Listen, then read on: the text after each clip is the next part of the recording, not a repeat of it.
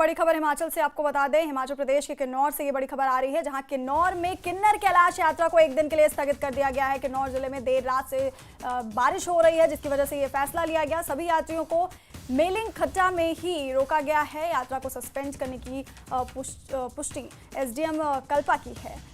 15 जुलाई से ये यात्रा शुरू हुई है, लेकिन मौसम की मार की वजह से एक दिन के लिए इसे रोक दिया गया है। तो बड़ी खबर आपको बता रहे हैं, खराब मौसम के चलते यहां पर यात्रा को रोक दिया गया है।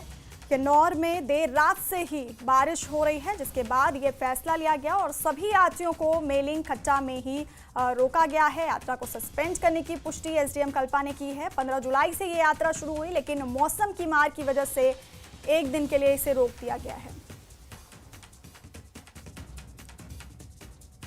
और इसी खबर पर हमारे सहयोगी अरुण नेगी हमारे साथ फोन लाइन पर हैं। अरुण, तो रोक दिया गया है बारिश की वजह से, अभी वहां पे क्या मौसम के हालात हैं?